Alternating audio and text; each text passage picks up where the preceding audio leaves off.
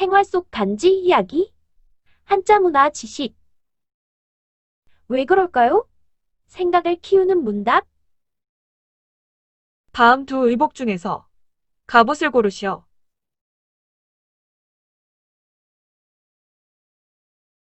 아이들은 절대 못 맞추는 문제. 갑과 을의 세상, 우리 아이들은 알고 있을까요? 공익광고의 문제입니다. 이 광고에서 왜 오른쪽 임금의 옷을 정갑이라고 표시했을까요? 왼쪽 이순신 장군이 갑옷을 입고 있습니다. 오른쪽 임금이 골룡포를 입고 있습니다. 이 두 옷 가운데 갑옷을 고르세요. 이순신 장군이 입고 있는 갑옷은 예전에 싸움을 할 때 적의 창검이나 화살을 막기 위하여 입던 옷입니다. 임금이 입고 있는 옷은 갑의 옷입니다. 갑은 두 개 이상의 사물이 있을 때 갑을 관계에서 우위에 있는 쪽을 부르는 말입니다. 갑을 관계에서 임금이 갑이고 이순신 장군은 신하니까 을입니다. 갑을 관계는 계약 관계에서 주도권을 지닌 쪽을 갑, 그 반대의 사람을 을이라고 적기 때문입니다. 상대적으로 높고 중요한 지위에 있는 자나 사용자를 갑, 낮은 지위에 있는 자나 고용된 자를 을이라 합니다. 두 의복 가운데 갑옷을 고르면 무기를 막아내는 옷을 입고 있는 이순신 장군의 옷도 갑옷이고 임금의 지위에 있는 왕의 옷도 갑의 옷이 됩니다. 이 공익광고에서 아이들은 절대 못 맞추는 문제. 갑과 을의 세상에서는 임금의 옷이 갑의 옷이 되기 때문에 정답으로 표시한 것입니다. 또 다른 공익광고를 영상으로 보겠습니다.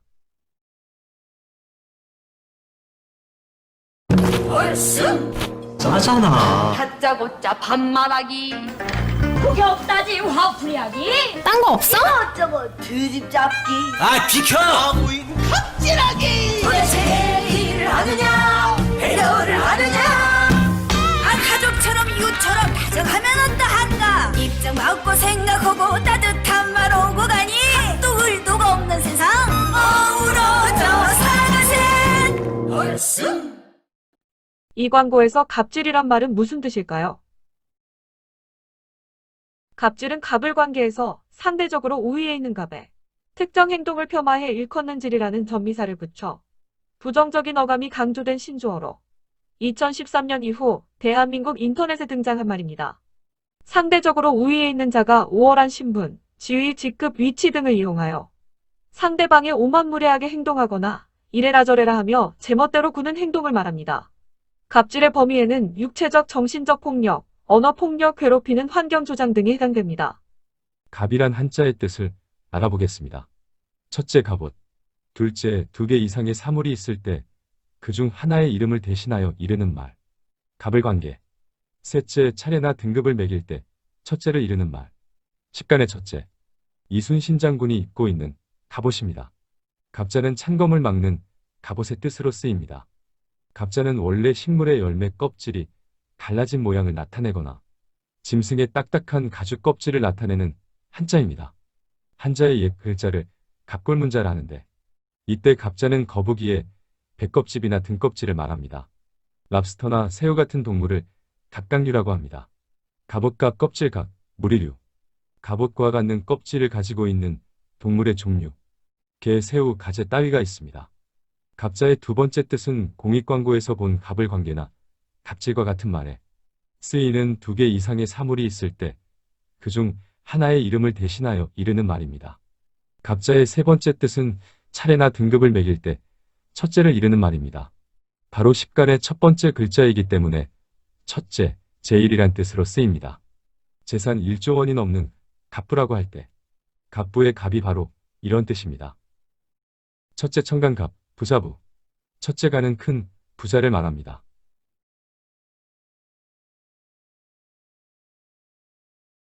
십간, 차례나 등급을 나타내는 10개의 한자를 말합니다.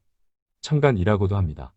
갑, 을, 병, 정, 무, 기, 경, 신, 임, 계, 갑을병정, 무기경신, 임계. 이 10개의 한자는 각각 한자의 뜻이 있지만 청간으로 쓰일 때문 순서가 중요합니다. 첫째 청간, 둘째 청간, 셋째 청간. 이렇게 순서나 등급을 표시할 때 이 10개의 한자를 사용합니다. 왜 그럴까요? 생각을 키우는 문답. 정호의 희망곡. 김신영입니다. 위 라디오 프로그램은 언제 시작할까요? 정호? 아하. 정답은 낮 12시.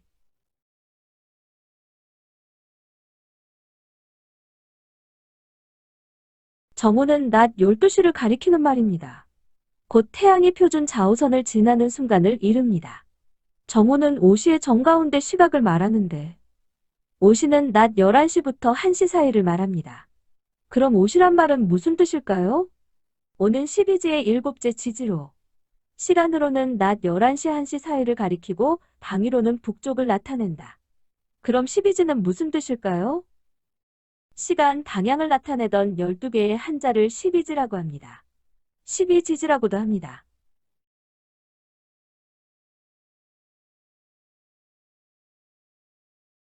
자, 다, 축, 인, 묘, 진, 사, 오, 미, 신, 유, 술, 해. 네, 12지는 옛날에 시간을 시간 또는 방향을 나타낼 때만 있었는데 먼저 시간으로 쓰이는 경우를 살펴보겠습니다. 자축, 인묘, 진사, 오미, 신유, 수레 이 12개 한자가 하루 24시간을 나타낼 때 각각 지금의 2시간 간격을 나타내겠죠. 그래서 자시 그러면 자의 시간은 지금의 11시부터 1시 순서대로 축시는 1시부터 3시 밤, 인시는 3시부터 5시, 묘시가 바로 아침에 해당합니다. 지금의 5시부터 7시 사이가 묘시가 되고, 진시 그러면 7시부터 9시 사이, 대략 8시쯤 진시, 타시는 9시부터 11시 사이, 이 오시가 바로 11시부터 1시 사이가 되는 거죠. 즉, 난 12시쯤이 바로 이 오시에 해당하는 겁니다. 아까 봤던 정오가 바로 이때 오의 정가운데, 즉, 난 12시를 말합니다. 미시는 1시부터 3시, 신시 3시부터 5시, 유시는 저녁 7시부터, 5시부터 7시, 술시, 저녁 7시부터 9시, 해시, 9시부터 11시, 다시, 이렇게 하루 24시간이 12개 한자 12지를 통해서 시간을 나타나게 됩니다. 그래서 이 밤 12시하고 낮 12시, 밤 12시 자시의 정 가운데를 자정이라고 하고, 낮 12시, 이 오시의 정 가운데를 정오라고 합니다. 그래서 이 정오, 즉, 낮 12시를 기준으로 이 정오, 오시의 정 가운데보다 앞에 있는 시간. 그래서, 정오의 이전이라는 뜻으로 오전이란 말이 되게 됩니다. 오전은 결국 정오 이전에 자정까지 시간, 12시간이 오전입니다. 오시에, 정오의 전이라는 거죠. 그럼 반대로 오후가 있겠죠. 정오의 뒤 시간. 그래서 정오부터 정오 이후의 시간, 12시간을 오후라고 합니다. 우리가 많이 쓰는 바로 이 오전, 오후란 말이 이 오시, 정오를 기준으로 하는 말이 돼요. 네, 영어의 AM, PM도 마찬가지 개념이 되는 거예요. 그래서 정오는 바로 오시의 정중앙, 즉 11시부터 1시 사이의 정중앙이니까 낮 12시 정각을 정오라고 하고, 그 앞 시간은 오전, 그 뒤 시간은 오후가 되는 겁니다. 반대로 자정은 자시의 정중하니까 밤 12시가 됩니다. 정오는 낮 12시, 자정은 밤 12시가 됩니다. 왜 그럴까요? 생각을 키우는 문답. 네. 여기 신문기사의 제목을 한번 보면 정부 4일 자정을 기해 중국 후베이 성 체류의 외국인들 입국 금지했다. 자, 4일 자정을 기해. 도대체 정확한 시간이 언제일까요? 4일 자정은 몇 시가 되는 걸까요? 입국 금지가 이루어지는 정확한 시간을 보면 4일 자정은 3일이 끝나고 4일이 시작되는 밤 12시일까요? 아니면 4일이 끝나는 4일의 마지막 5일이 시작되는 밤 12시일까요? 4일 자정이라고 하면 네, 바로 4일이 시작되는 즉 4일의 0시를 말합니다. 이런 말들이 아주 많이 쓰이는데 18일 자정을 기의 역사 속으로 사라졌다. 17일 자정을 기준으로 모두 복구했다. 이렇게 자정, 정오 이런 말들이 많이 쓰는데 특히 자정은 자시, 즉 밤 11시부터 새벽 1시 이 자시의 한가운데를 의미합니다. 이 자시는 바로 12지 시간의 첫째 시간이니까 개념으로 보면 하루는 바로 이 자시에서 시작됩니다.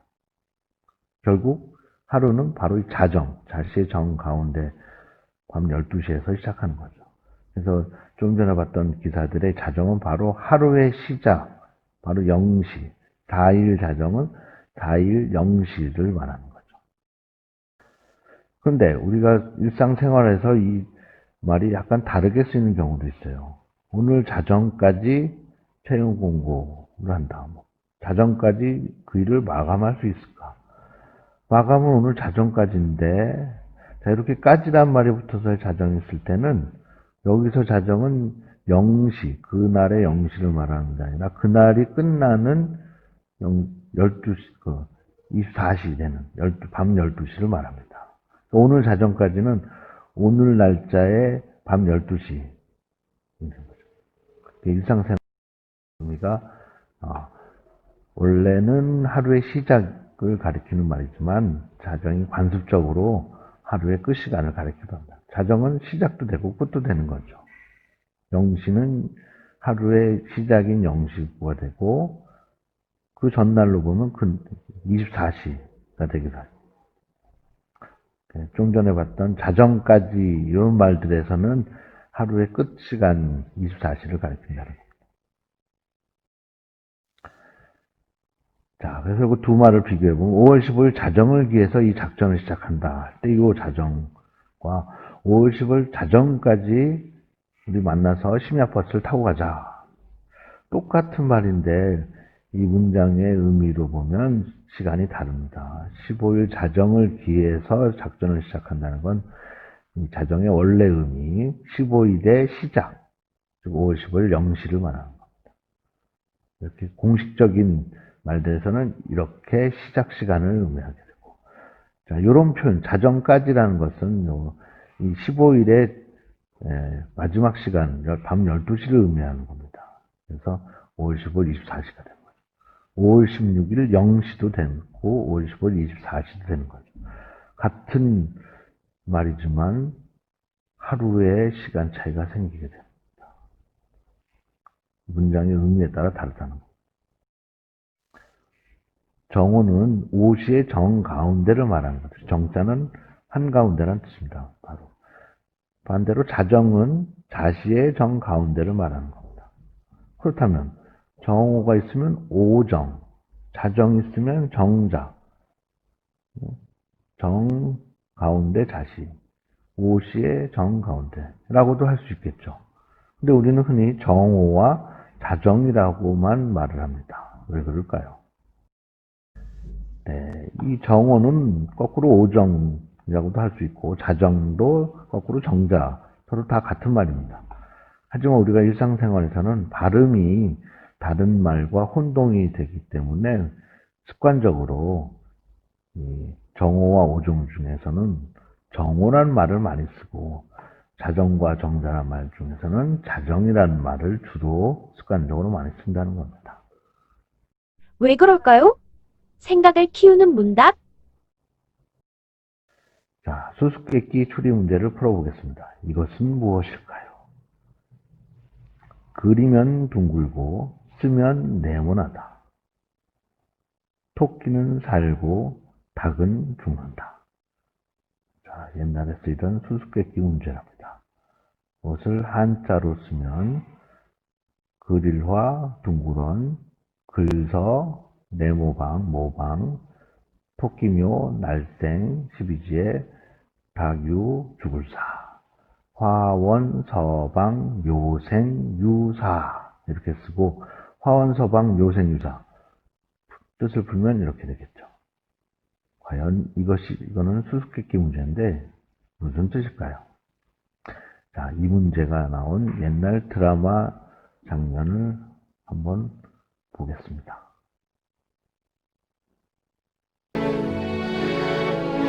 화원 서방 그림을 그리면 둥글고 글로 쓰면 각이 졌다. 이건 알겠는데. 묘생묘사? 토끼는 살고 닭은 죽는다? 이게 대체 뭘까? 아씨 설이에요.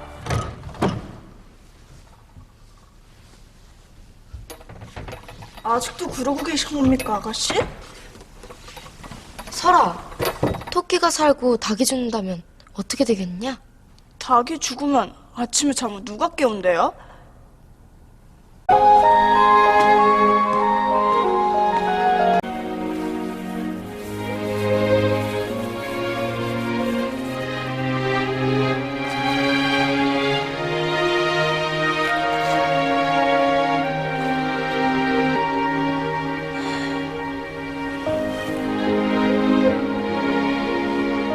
달빛에 혹 숨어있는 글자라도 볼까 했더니 닭이 죽으면 아침에 잠을 누가 깨운대요? 아침 묘시 묘생유사 묘시에 태어나 유시에 죽는다? 그리면 둥글고 글로 쓰면 각이 진 것 묘시에 떠서 유시에 지는 것? 일, 날일, 해일, 네가 지금 나를 무시하는 것이냐? 나는 이 나라 조선을! 태양